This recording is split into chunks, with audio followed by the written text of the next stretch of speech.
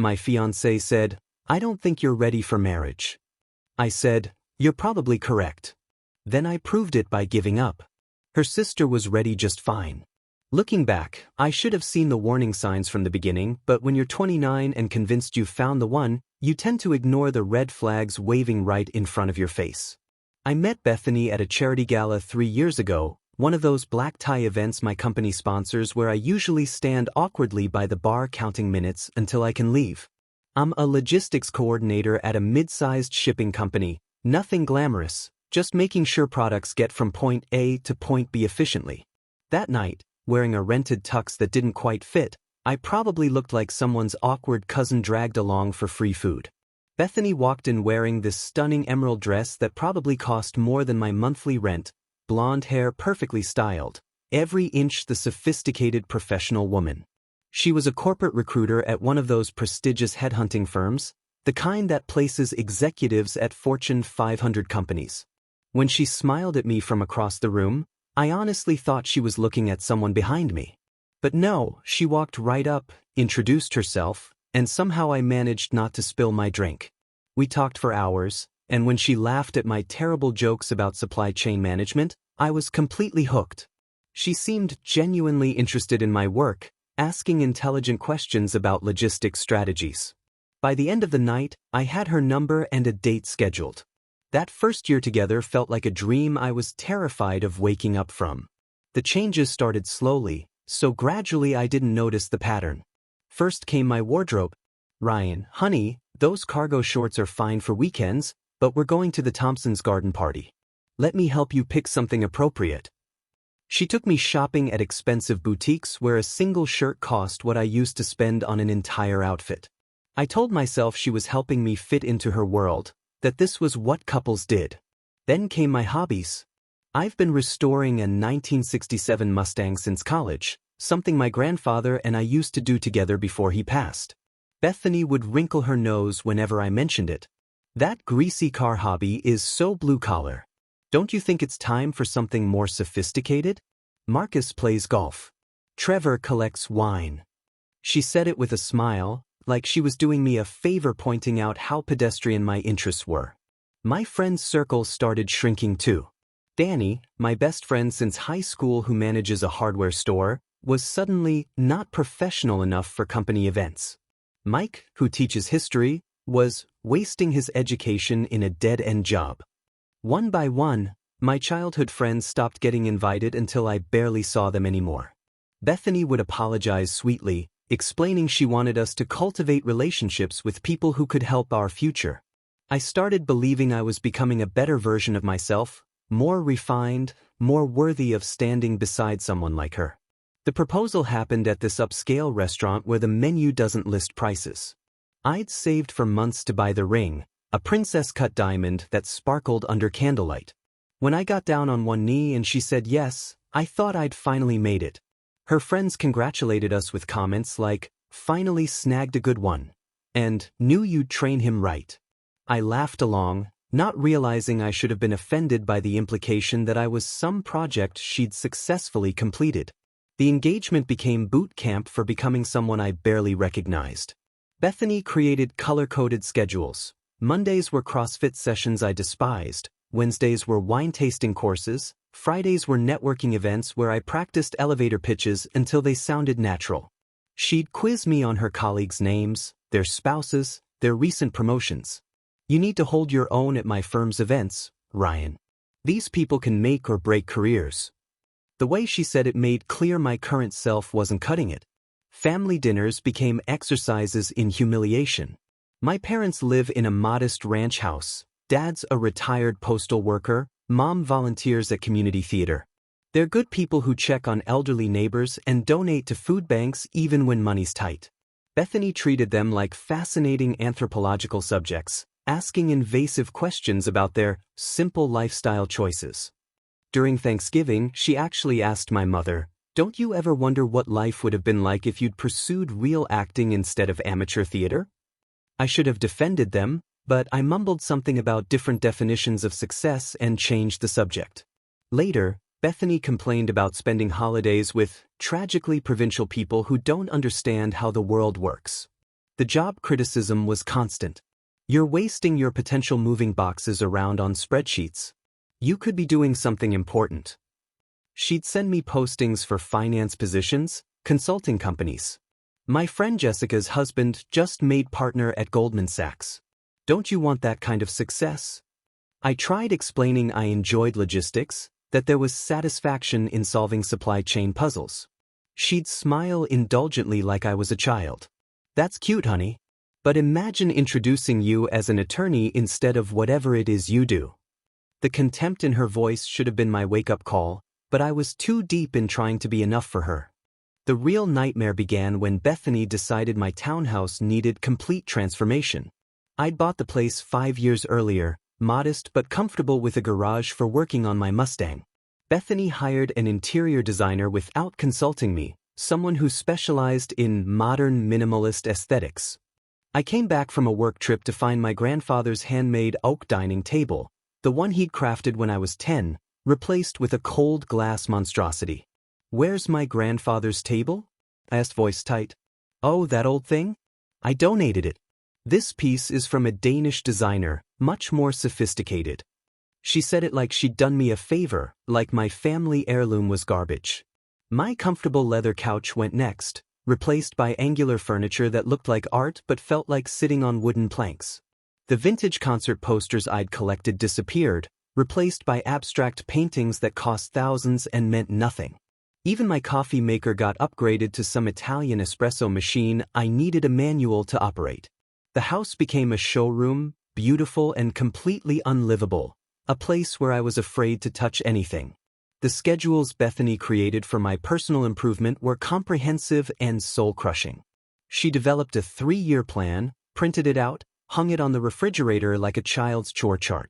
Monday through Friday had different focuses: physical fitness, cultural refinement, professional development, social networking, personal presentation. Mondays meant CrossFit at 5:30 a.m. with her trainer Marcus, workouts I absolutely hated.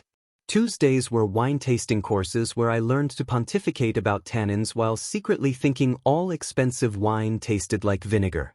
Wednesdays meant forced reading from her approved book list. Business biographies, political theory, nothing I actually enjoyed. Thursdays were networking events where I practiced being someone else entirely, someone who could discuss market trends without revealing I worked in logistics. Fridays were for appearance maintenance, haircuts at her salon, skin treatments, wardrobe consultations. Saturdays meant brunch with her colleagues, 3-hour affairs where I smiled and nodded while they discussed people I didn't know. Saturday afternoons were gallery openings, wine tours, sailing lessons with her friend Trevor, who clearly thought I was beneath Bethany's standards.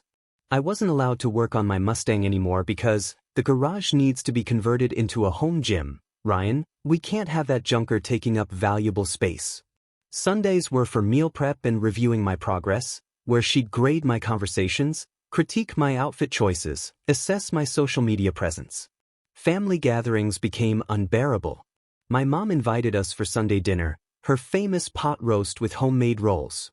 Bethany arrived late in designer heels, immediately making faces. "Is that meat? I thought everyone knew red meat causes cancer." She picked at her food without eating, sighing dramatically. My dad asked about her work and she responded with condescension. I place C-suite executives at Fortune 500 companies. Different caliber of people than civil service work, obviously. My mom mentioned her upcoming community theater production and Bethany actually laughed. Community theater. How quaint. Do people actually attend those, or is it just retirees with nothing better to do? I watched my mother's face crumble and did nothing. Later, Bethany complained for 20 minutes about people who have no ambition, no understanding of what it means to actually succeed. The career criticism became daily assault. Jessica's fiancé just bought her a BMW. He's a junior partner. What's your excuse for still driving that old Civic?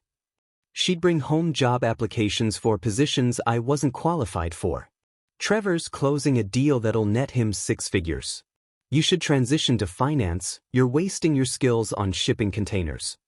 When I got promoted to senior logistics coordinator, she frowned. Senior coordinator?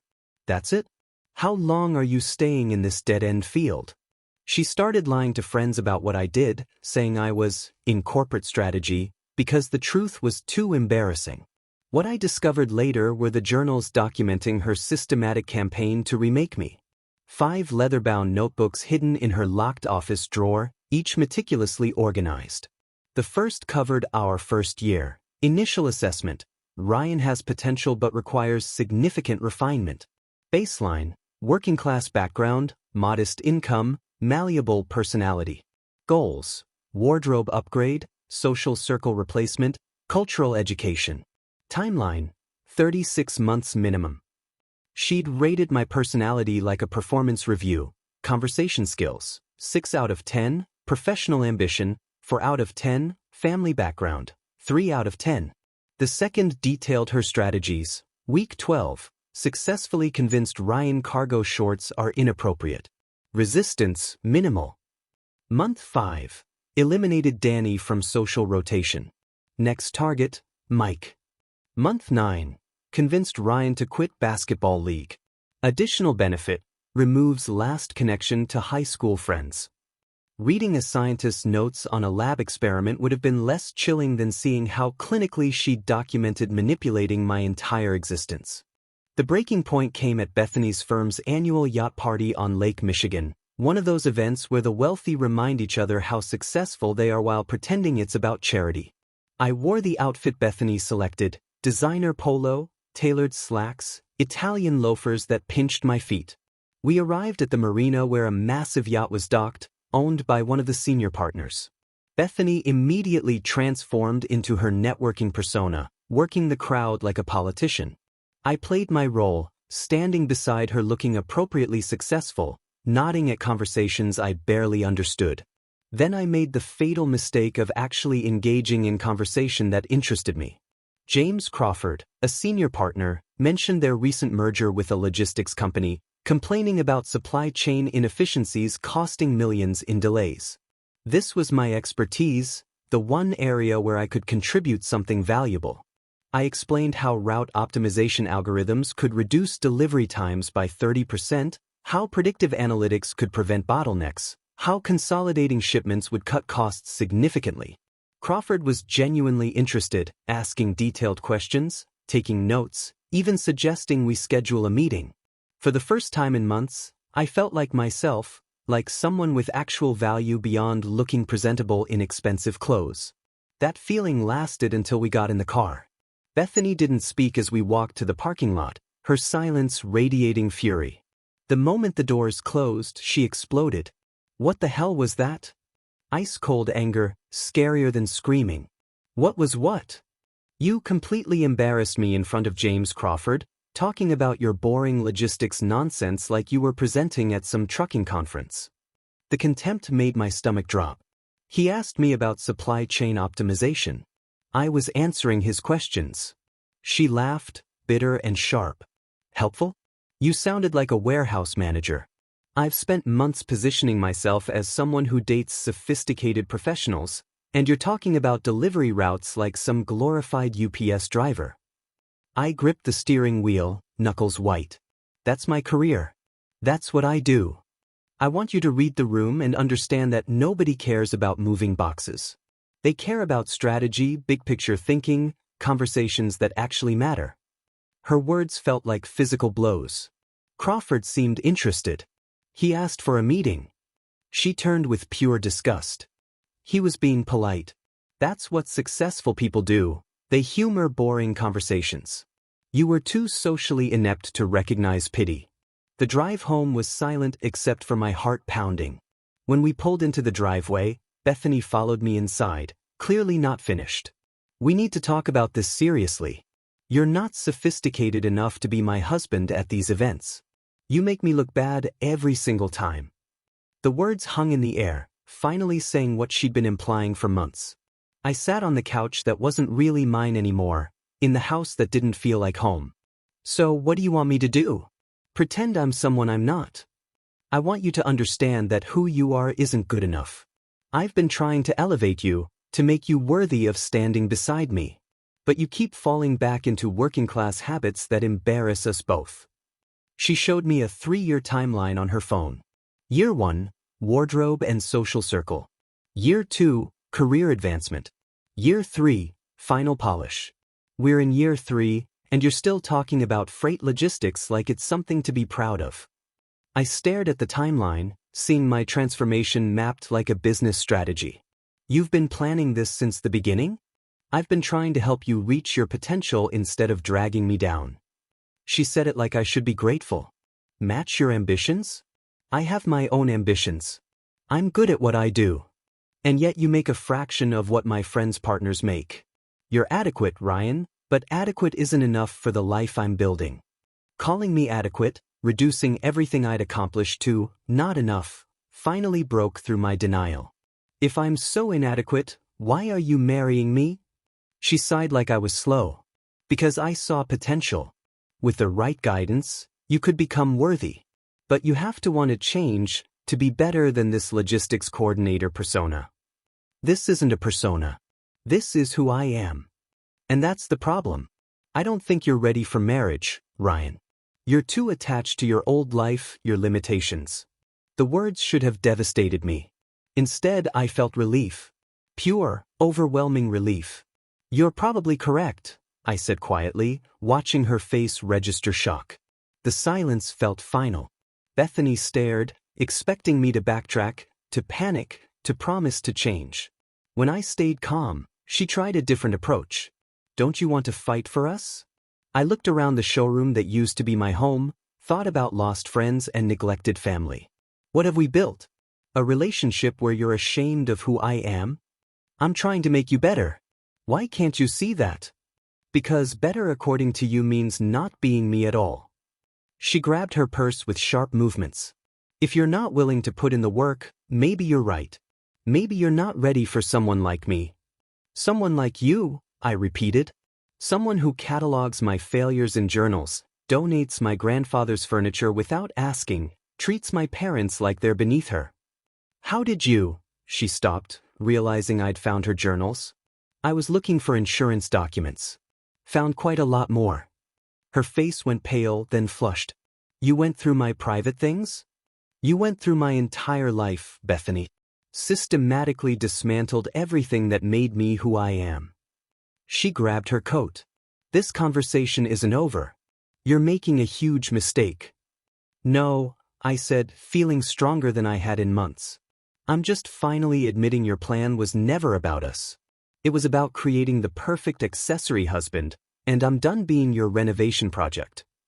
3 days after Bethany walked out, her former roommate Claire showed up at my door unannounced, looking nervous and clutching her phone like it contained evidence of a crime. Ryan, I need to talk to you about Bethany. About what she's been doing behind your back. I let her in, and she showed me screenshots that made my stomach drop. Bethany's profiles on 3 exclusive dating apps marketed to executives and entrepreneurs. Elite Connections, Executive Match, Millionaires Club. Her photos were recent, some from trips we'd taken together, relationship status listed as single and selective. The bios were brutal. Corporate recruiter seeking ambitious partner ready for the finer things. No time for projects or fixer-uppers. Seeking finished product only. Claire scrolled through months of conversations. Marcus the hedge fund manager, Trevor the real estate developer, Connor the tech entrepreneur discussing his 8-figure exit. The messages weren't just flirty, they were transactional, Bethany evaluating net worth like investment opportunities. I found these by accident, Claire explained. We still share cloud storage from when we were roommates. She never removed my access. I've been watching this for 6 months, debating whether to tell you. 6 months of Bethany treating our relationship as a placeholder while shopping for upgrades. There's more.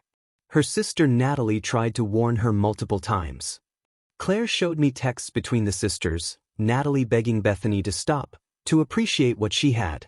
Bethany's responses were chilling. Ryan is fine for now, but he's a stepping stone, not the destination. I need someone who can give me the life I actually deserve. Another message, you don't understand ambition. You're happy being an elementary school teacher making poverty wages. I want more. Ryan is comfortable, but Connor has a house in the Hamptons. Why should I settle when I could have everything? The worst came from 3 weeks ago. Ryan's never going to be more than middle management in some boring logistics job.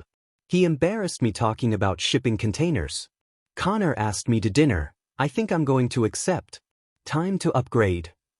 I sat there feeling punched repeatedly. Everything I'd suspected, laid out in cold digital text. Why show me this now? Claire met my eyes with genuine sympathy. Because Bethany called yesterday bragging about how you broke off the engagement, how it went according to plan. She said, now I can pursue Connor without guilt. Ryan wasn't ready anyway, I did him a favor. I couldn't let her make you think this was your fault. The manipulation was breathtaking. Bethany had systematically broken me down until I'd call off the engagement myself, so she could walk away guilt-free. She wanted me to end it. Wanted you to think it was your choice, your inadequacy. That way she plays the victim, tells everyone she tried her best but you weren't ready for commitment. Claire showed me Bethany's Instagram, perfectly curated heartbreak posts. Photos looking devastated with captions like, sometimes loving someone isn't enough when they're not ready to grow. Comments from her friends calling me every variation of not good enough, while she played wronged woman perfectly. Natalie feels terrible about this, Claire said quietly. She's watched Bethany manipulate people since childhood, but this time she's genuinely disgusted. She wanted to warn you months ago, but Bethany threatened to cut her out of the family completely. Natalie. I remembered the sister uncomfortable with Bethany's displays of wealth, the elementary school teacher Bethany dismissed as lacking ambition. Natalie has documentation of years of this pattern. Find a good guy, use him until someone shinier comes along, rewrite history to make herself the victim. She's done this at least 4 times before you. Each guy ends up thinking he was the problem while Bethany moves on without consequences. Being part of a pattern, just another name in a long line of used and discarded men, made me feel sick. Connor. He's the next target? Claire nodded. She's been cultivating him for months. Everything she thinks she wants, wealthy, successful, connected. Dinner's scheduled for Friday. I should have felt devastated. Instead, I felt relief and pity, relief I'd escaped, pity for Connor walking into this unknowingly. Does Connor know about me? She told him you were casual, that she broke up with you weeks ago because you weren't compatible. He thinks he's her knight in shining armor, saving her from some boring guy who didn't appreciate her. The shameless lies were almost admirable in their audacity. Almost. What are you going to do? I thought about exposing her, the drama it would create, the energy it would consume. Nothing. I'm moving on. Let her play games with Connor. Maybe they deserve each other. Claire looked disappointed. You're just letting her get away with this? She hasn't destroyed me. She revealed who she is, saved me from the biggest mistake of my life. That's liberation, not destruction. Claire paused at the door. Natalie feels responsible, wants to apologize for not warning you. She's been carrying guilt about this. The mention sparked unexpected curiosity about the sister who'd tried to intervene, who valued integrity enough to risk family consequences. Tell Natalie she has nothing to apologize for. What Bethany does isn't her responsibility. For what it's worth, Natalie said you deserved better. Said any man who could put up with her sister for 3 years must have the patience of a saint. She was rooting for you to wake up and leave. That image stuck. Natalie watching from the sidelines, hoping I'd realize my worth, trying to protect me. I texted Claire asking for Natalie's number, telling myself it was just to express gratitude. But somewhere in my mind, I wondered about the sister who was everything Bethany wasn't, genuine, compassionate, content with meaningful life instead of chasing status symbols. 3 months post-breakup, Natalie texted, Ryan, this is Natalie. Claire gave me your number. I owe you an apology for not warning you sooner about my sister. Coffee. We met at a quiet cafe near her elementary school. Without Bethany's shadow, Natalie seemed different, relaxed, genuine, wearing jeans and a simple sweater. She had Bethany's blonde hair but wore it naturally, same blue eyes but with warmth instead of calculation. Thank you for meeting me, she said, hands wrapped around her coffee. I've been carrying guilt about this for months. I shook my head. You tried to warn her. That's more than most would have done. I should have warned you directly. But she's my sister, and there's complicated loyalty with family even when they're doing something terrible. The pain in her voice was genuine, nothing like Bethany's performative emotions. We talked for 2 hours, Natalie sharing stories about growing up with Bethany, watching her develop this pattern of using people. She wasn't always like this. When we were kids, she was kind. But after we moved to a struggling neighborhood when Dad lost his job, something shifted. She became obsessed with never being poor again. I listened as she described Bethany's transformation, dating guys for what they could provide, learning to manipulate emotions, perfecting the art of making people feel inadequate. I've watched her do this to 5 good men before you. I kept hoping she'd learn, that she'd realize chasing wealth left her empty. But she just got better at manipulation. Natalie showed me a notebook documenting years of Bethany's patterns. I started keeping track after the 3rd guy, thinking maybe she'd recognize what she was doing. She just accused me of jealousy. The notes were heartbreaking. How Bethany identified targets, what qualities she looked for, how long relationships lasted before she found someone better. You lasted the longest. 3 years. I actually hoped you might be different, that she'd changed, that she loved you. Then she met Connor. I asked what made me different. Natalie smiled sadly. Because you're genuinely good. Patient, kind, willing to work on yourself. She could milk that for years.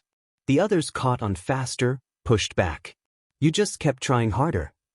We started meeting regularly after that first coffee, ostensibly so she could help me process the trauma, but really because I enjoyed her company. She'd ask about my work with actual interest, wanting to understand logistics not because it was impressive but because she was genuinely curious. She'd share stories about her second graders, and I found myself laughing for the first time in months.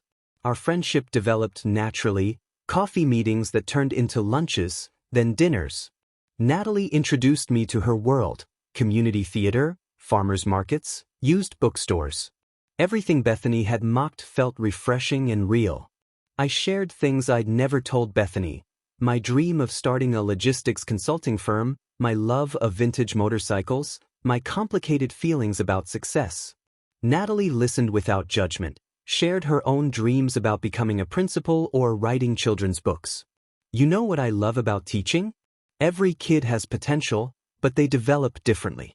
My job isn't to make them all the same, it's to help each one become their best self. I realized that was exactly what Bethany had failed to understand.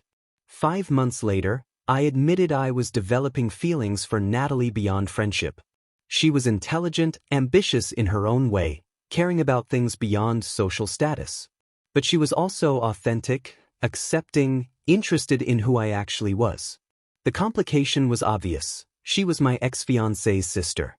I tried keeping things platonic, but the connection kept deepening. One evening, after helping her rearrange her classroom, she made an observation that changed everything. You know what I appreciate most? You don't judge me for being just a teacher making $35,000 a year. You think what I do matters. It does matter. You're shaping future generations. That's more important than logistics. She smiled. And you don't see that what you do, making sure medical supplies reach hospitals on time, getting food to stores, that you're keeping the economy functioning? Bethany tried to make you ashamed. I think it's amazing. We were standing close, late afternoon sun streaming through windows decorated with student artwork. Natalie, I started. I know, she interrupted softly. I feel it too. But this is complicated. I don't want to be a rebound, and my family would lose their minds. You're not a rebound. You're genuine and kind, and you make me want to be myself. She looked at me with eyes warm instead of calculating.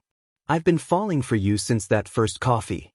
But I'm scared of hurting you more, scared you might see her when you look at me. I took her hand. When I look at you, I see the woman who tried to protect me, who values authenticity, who thinks my grandfather's furniture is beautiful. Someone I could actually build a real life with. Even knowing Bethany will react badly? I thought about Bethany, probably playing the same games with Connor. Let her react. I'm done letting your sister dictate my happiness. Natalie smiled, really smiled, and I knew that whatever came next, family drama, Bethany's meltdown, it would be worth it to be with someone who actually wanted me. Bethany's relationship with Connor imploded within 8 months. The details came through mutual friends. Connor publicly dumped her at a charity auction, calling her exhaustingly high maintenance and too obviously social climbing. She'd pushed too hard too fast, demanding a luxury condo after 3 months, planning their wedding before he'd proposed, treating his friends like networking opportunities. Her perfect upgrade wanted nothing to do with her entitled demands. Meanwhile, Natalie and I were building something real. She attended my logistics industry awards dinner where I received recognition for innovative freight solutions. While Bethany would have been bored, Natalie sat genuinely beaming, cheering when they called my name. "That's my boyfriend," she whispered to the woman next to her, not caring that my achievement was in boring logistics. The contrast was stark. Where Bethany demanded I become someone else, Natalie celebrated exactly who I was. Our relationship blossomed naturally. She joined me in my garage on weekends, learning about motorcycle restoration because she wanted to understand what brought me joy. I'd find her sitting on my workbench, grease-smudged, asking questions about engine mechanics. "This is what you gave up for Bethany," she said one Saturday, running her hand over the Mustang I'd resumed working on. "Your grandfather's legacy, your passion. I'm glad you're reclaiming it." I introduced her to my parents, who loved her immediately. "She's real," my mom told me later. "That other one was all mirrors and smoke. This one has substance." Natalie fits seamlessly into my life, and I into hers, helping with classroom projects, attending theater productions, meeting teacher friends who valued meaningful work over salary figures. When Bethany discovered we were dating, she launched a vindictive campaign. She called family members, claiming I'd manipulated Natalie, that I was emotionally abusive, and using her sister for revenge. She spread rumors that I'd pursued Natalie while engaged to her, that I was a predator, that our relationship was built on betrayal. Social media posts about family loyalty and sisters who stab you in the back flooded her feed. Natalie's phone exploded with messages from relatives demanding explanations. Some of Bethany's friends confronted me at restaurants. "You couldn't handle a real woman, so you went for the bargain version," one sneered during dinner. Natalie squeezed my hand. "Bethany's a BMW and I'm a Honda Civic? I'll take reliable and genuine over high maintenance and constantly breaking down any day." The harassment escalated, Bethany showing up at Natalie's school, at theater rehearsals, at the farmer's market. She'd create scenes, crying about betrayal, playing victim for anyone listening. Security escorted her from Natalie's school twice. "You stole my fiancé," she shrieked in front of second graders and parents. "He's pathetic and you're a terrible sister." Natalie handled it with grace, calmly requesting security while shielding her students. But I saw the toll, stress in her shoulders, exhaustion in her eyes, guilt she carried for her sister's behavior. "Maybe we should," she started that night. "Don't," I interrupted. "Don't let her win by making us question this. She's mad because you have what she never could, a real relationship." Still, watching Natalie suffer for choosing me was harder than enduring Bethany's attacks. The breaking point came when Bethany crashed our 6-month anniversary dinner. She slid into our booth uninvited. "Ryan, we need to talk. You're making a mistake. I'm willing to forgive you if you end this ridiculous rebound." I stared at her, seeing clearly what I'd been blind to for 3 years. "There's nothing to discuss. I'm happy with Natalie." She turned to her sister with venom. "How can you live with yourself? Stealing from family?" Natalie's response was perfect. "I didn't steal anything. Ryan isn't property. He's a person who chose someone who values him. And that kills you, doesn't it? That the inadequate man you threw away found someone better than you." Bethany's face went red. "Better? You're a teacher making poverty wages, living in a rental, driving a car from 2015. I have nothing that matters," I finished. "You have designer clothes and social media followers. Natalie has genuine friends, a career that makes a difference, the ability to build real connections. She's better than you in every way that counts." The manager asked Bethany to leave after she started making a scene. That was harsh, Natalie said, smiling slightly. I should feel guilty. For telling the truth? She spent 3 years making me feel worthless for being exactly what you love about me. We finished dinner in peace, talking about real things. Her student who'd mastered reading, my new consulting contract, upcoming plans. Normal couple conversation without drama or constant evaluation. Later, Natalie asked if I ever wondered what life would be like if Bethany hadn't sabotaged our relationship. Never, I said honestly. Because if she hadn't shown her true colors, I'd have married her, spent my life trying to be enough for someone never satisfied. Instead, I found you, someone who thinks I'm exactly enough just as I am. I proposed to Natalie during a simple picnic at the elementary school playground where she taught, surrounded by student artwork and away from any pretentious venue. It was Saturday morning, just us and the empty playground. I'd hidden the ring, a simple sapphire that matched her eyes, in her favorite children's book. When she opened it and the ring fell out, she laughed and cried simultaneously. This is perfect. No fancy restaurant, no audience. Just us. Our wedding was at the community center where Natalie volunteered, nothing fancy, just simple ceremony and dinner with people who actually cared. Natalie wore a modest dress, carried wildflowers, walked down an aisle decorated with paper cranes her students had folded. My groomsmen were Danny and Mike, the friends Bethany had deemed unprofessional. Everything was authentic, chosen because it mattered to us. The reception was home-cooked food, meaningful songs, speeches from real friends. We danced surrounded by people celebrating without agenda or judgment. That's when Bethany crashed the wedding in a white dress, dramatic entrance clearly planned for impact. Security intercepted her.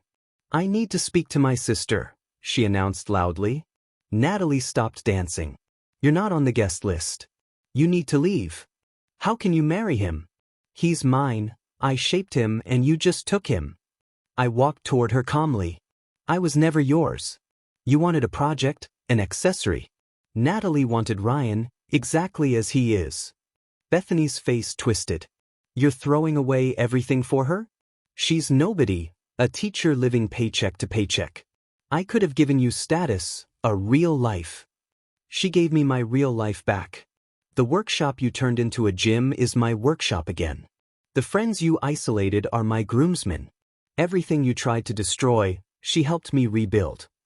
Security escorted Bethany out as she made wild accusations. Our guests watched with amusement, having heard the stories. As Bethany was led away shouting, Natalie smiled at our guests. Well, that was the entertainment. Should we get back to celebrating? The epilogue wrote itself over the following year. Bethany cycled through 3 more relationships, got fired from her recruiting job, started a failed lifestyle consulting business. Social media documented her decline. Fewer designer clothes, more desperate posts about knowing your worth. Meanwhile, Natalie and I bought a small house with a garage and garden. We started a weekend program teaching at-risk youth automotive skills, combining her education passion with my love of restoration. I watched kids written off by society learn to rebuild engines, finding purpose in work their hands created. We ran into Bethany one last time at a coffee shop, almost a year after the wedding. She looked tired, older. You two look happy, she said quietly. We are, Natalie replied. Bethany stared at our hands. I really thought I could make you into something better, Ryan. You were trying to make me someone else entirely, I corrected. There's a difference between helping someone grow and fundamentally changing who they are. She nodded slowly. And you're happy? With a modest house and teaching salary and garage hobbies. Happier than I ever was trying to be someone I'm not. Turns out, adequate is exactly enough for someone who loves me for who I actually am. Bethany left without another word. Natalie and I ordered coffee and discussed weekend plans, working on the Mustang, parent night, dinner with my parents. Simple, authentic plans for a simple, authentic life.